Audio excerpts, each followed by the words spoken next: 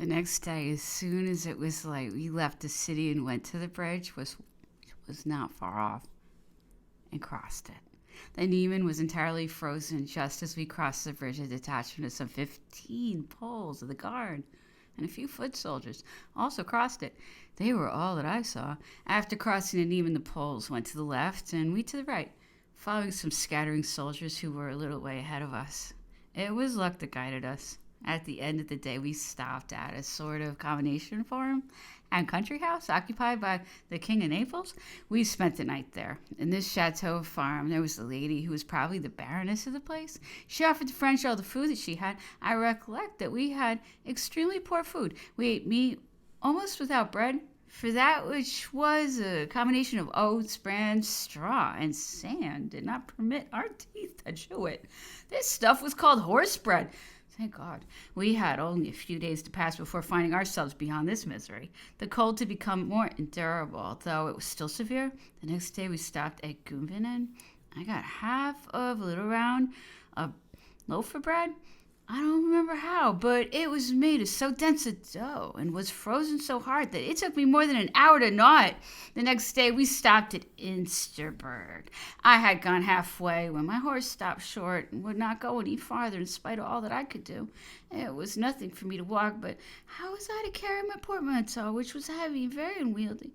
I was looking for some way when a wounded soldier came by mounted on a small Cossack horse. I offered to give him my horse's equipment if he would carry my portmanteau behind him to the town where we were going. The proposition was accepted. I saddled and bridled the little horse, and when the portmanteau was in place, we started. I regretfully left my poor horse, La Panachet, to her sad fate. A few minutes earlier, I'd seen a Polish officer kill his horse, which could go no further like mine, after we had gone some 5 or 6 leagues. I on foot, my obliging soldier on his mount. We reached Insterberg. I stopped at an inn where I found several members of the household and the bouche. I took my portmanteau and thanked my soldier, to whom I think I gave some money as a weak evidence of my gratitude. A service of sleighs had been organized at Insterberg by the inspector of post to carry the members of the emperor's household. That evening after supper, I got into one of these sleighs. We set out for Königsberg. During the night when we arrived, the first relay, we could not get horses. Those which had been meant for us had escaped with their drivers. In our perplexity, we felt obliged to compel the peasant who had brought us to double the length of his journey. We ordered him to feed his horses and watched him for fear that he might escape from us. But to make it easier for him and to give him courage, we promised him money, giving him some on account. The poor devil ended by yielding graciously to necessity. After he had drunk and eaten and had fed his horses, he hitched up again, and we went on. It was about 7 o'clock in the evening when we arrived at Elbing. We got out of the post house. This building was at the corner of the street, and one face on which the entrance was on the principal street, and the other looked on a little street to the right of the building. There were 3 or 4 steps to go up before coming to the landing at the entrance door. When the sleigh stopped, a man was coming out of the house. Thinking that he was one of the servants of the establishment, I gave him my portmanteau and got down, having my saber under my arm. As the man went up the steps, he fell on his knees, for there was a little ice on them. I passed ahead of him to accompany my companions, who had already entered the door. Instead of waiting till he rose, I thought he was with me and would put my portmanteau with the other luggage, and without being concerned, I went with my comrades into a room which had been pointed out to us, and we sat down at a table which was a little way from the door, behind which our baggage was piled up. We asked for something to eat. They served us quickly. Beyond the room where we were, there was another in which were a considerable number of people who talked very loudly, laughed, and smoked. Joy was painted on every face and was revealed by a boisterous gaiety. As neither my companions nor I knew a word of German, except enough to ask for what we needed, this joy, this gaiety, this movement, this uproar, the cause of which we could not understand, was very disagreeable to us and annoyed us to such an extent that we remained silent throughout the whole meal, saying what we had to say to one another in a low voice, voice incautiously. It was probable that they had already known the results of the campaign and consequently the annihilation of the French army. We ate heartily of what they served us. It was about 9 o'clock when we had finished dinner. And then each one thought of his things to get ready to start. I had no trouble finding my saber, which was beside me. My companions found their baggage and portmanteaus, but it was impossible to find mine. The man who had carried it, instead of bringing it into the room where we were, had carried it off. It was useless to ask the postmaster, the waiters, the maids. No one had seen it. I looked. They looked again in all the corners of the passage in the room, but in vain. Much as I regretted it, I had to say goodbye to it.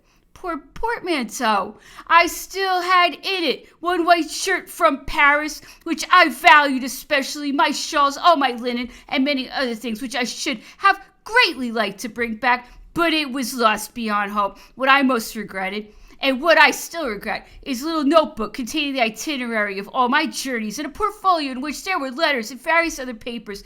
I felt this loss very deeply. However, I had to be resigned to it. From that time, I was free from all cares, but more than once I have cursed the village of Elbing, where they robbed me of my portmanteau, which I had so much trouble in saving in the different affrays that I had been in, and in keeping safe during the whole retreat since Moscow. And still more, I cursed my negligence and my lack of watchfulness. This sleigh was waiting. I had to go. I arrived in Paris in the evening, and the next day I went to the Tuileries. I found my comrades in the private apartments. At breakfast time, I went to the salon of the upper officers and waited on breakfast. Finding myself at the palace, it seemed to me that the retreat from Russia had been only a dream. The bad news of our disasters was already circulating in Paris, but the details were very perfectly known, and few people knew about this last defeat at Vilna. Many of my acquaintances, knowing that I had just arrived, overwhelmed me with questions to which I had to reply to satisfy their curiosity. Chapter 4. 1813. A few weeks after my return, it was about the beginning of the second fortnight of January, the emperor went to Grosbois for a hunt to the Prince of Neuchâtel's. I had been sent ahead with an outfit in case His Majesty wanted anything or wished to change his clothes. Before the hunt, there was a breakfast to which a number of people had been invited. I served the emperor. Contrary to his usual habit, he drank 3/4 of his bottle of wine. As soon as breakfast was over, I went up to the bedroom which had been prepared for him, and where I had put his things in order to be able to give him anything that he might ask for. I hardly entered the room when I saw him appear, followed by Grand Marshal Duroc. He asked me for paper, pens, and ink. When I had brought these things, the Grand Marshal sat down at a table and wrote from the emperor's dictation a service order for a trip to Fontainebleau. I was in the room, not knowing whether I ought to go or stay. I decided to do the latter, drawing back. I heard the whole order dictated. When it was finished, the Grand Marshal said to me, "You've heard the order. Get into a carriage at once and say, when you arrive, that everything must be put in order for the emperor and empress, who will follow you very soon." I packed up without losing any time, got my carriage and started. When I got to the courtyard of the chateau, I presented the Grand Marshal's order. Everybody was busy in a minute trying to get everything in order for the arrival of the emperor and empress. There were carpets to be put down in the rooms, fires to be built in the fireplaces. The bedroom was in first of order.